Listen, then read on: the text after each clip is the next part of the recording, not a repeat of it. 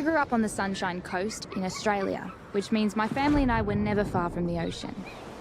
If we weren't in it, we were on it.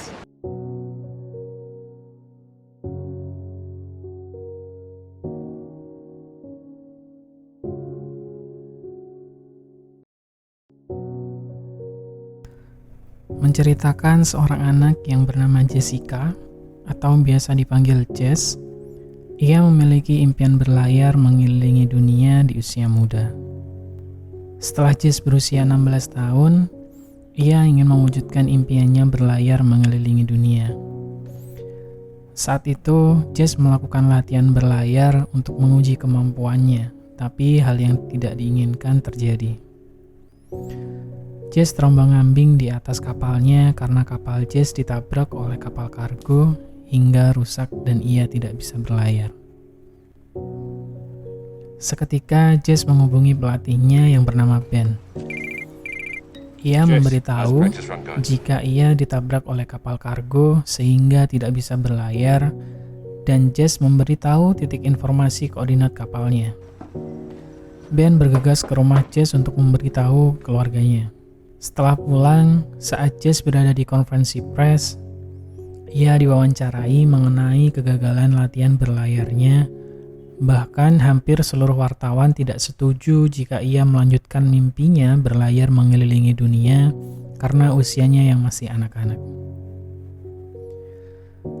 Berita kegagalan Jess tersebar di media, bahkan Perdana Menteri mengeluarkan RUU melarang anak-anak melakukan perjalanan berlayar karena membahayakan.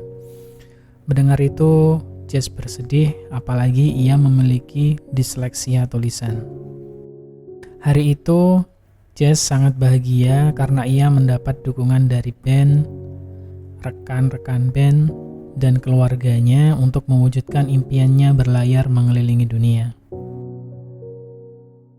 Kapal yang nantinya digunakan Jess untuk berlayar mengelilingi dunia sudah selesai direnovasi dan siap untuk digunakan.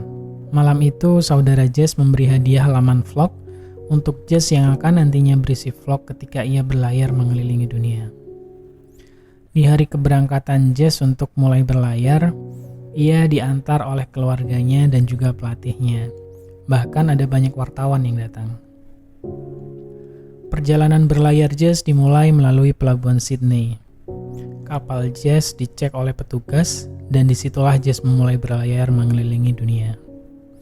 Jess sangat bahagia berlayar mengelilingi dunia yang ia impikan dari kecil. Setelah keberangkatan Jess, Ben berada di rumah Jess selama Jess berlayar. Ia di sana untuk melacak keberadaan atau jika nantinya Jess menghubunginya jika dalam masalah. Oh, no, Jules, come on. Ketika di tengah laut, Jess menghubungi keluarganya untuk memberitahu titik koordinatnya saat ini untuk mencocokkan dengan laptop Ben supaya lebih mudah untuk memantau keberadaan kapalnya. Saat Jess berlayar, berita keraguan jika Jess akan berlayar mengelilingi dunia tersebar di televisi. Setelah beberapa hari berlayar, Jess telah melewati sebagian belahan bumi. Dan ia merayakan itu dengan menyiram badannya dengan air laut. To Jess. Yes, cheers! Saat itu, Jess melihat awan yang menandakan akan adanya badai. Ia segera menghubungi Ben dan meminta saran untuk menghadapi badai tersebut. Setelah strategi sudah diatur, Jess bergegas menyiapkan diri dan kapalnya untuk menghadapi badai. Saat itu, hujan petir disertai kapal yang terombang-ambing karena badai menerpa. Jess sekuat tenaga mengatur layarnya supaya aman dari badai.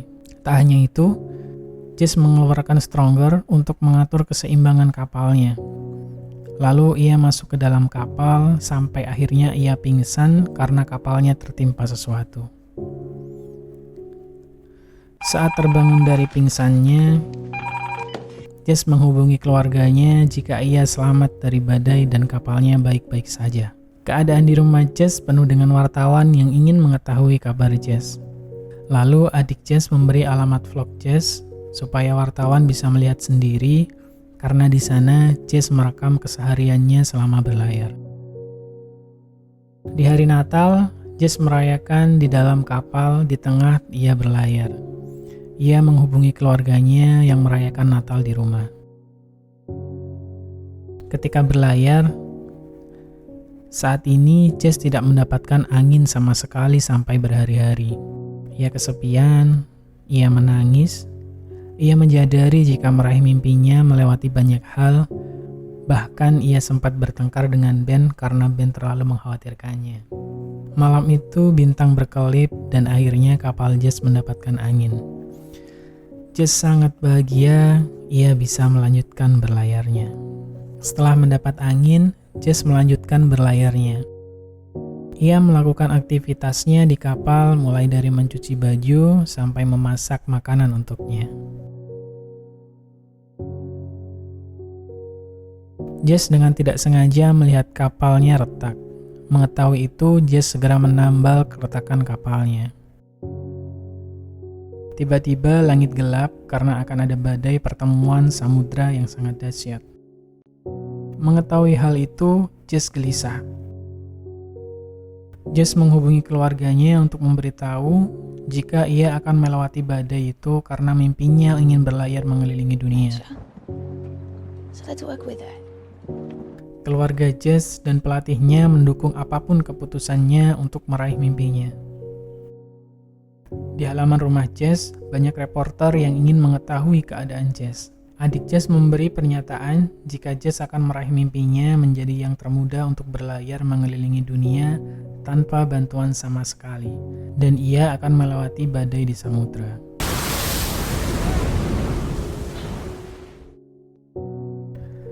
Di tengah lautan, kapal Jess terombang-ambing di tengah ombak yang sangat besar. Saat badai samudra menerpa, kapal Jess terbalik dan tenggelam. Tapi tiba-tiba kapal Jess muncul kembali ke atas air. Sedangkan keluarga Jess dan Ben sangat gelisah mendapat kabar jika alarm bahaya kapal Jess tenggelam dan Jess belum mengabarkan kondisinya sekarang.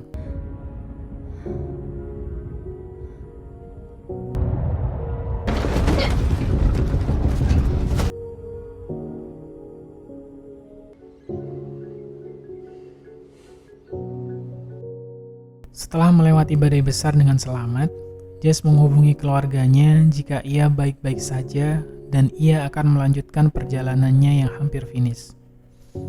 Keluarga Jess dan pelatihnya sangat bahagia. Jess selamat dan bisa segera pulang.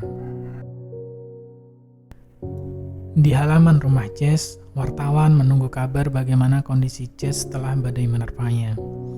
Hingga adik Jess memberi pernyataan bahwa Jess selamat dari badai itu dan ia segera pulang. Terlihat semua orang bahagia mendengar kabar itu.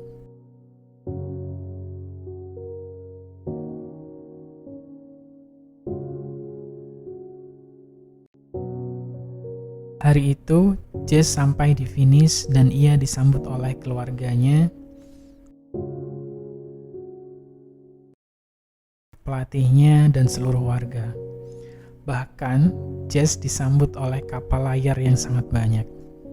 Keberhasilan Jess menginspirasi banyak orang di dunia. Saat kapal Jess bersandar, ia disambut oleh keluarganya,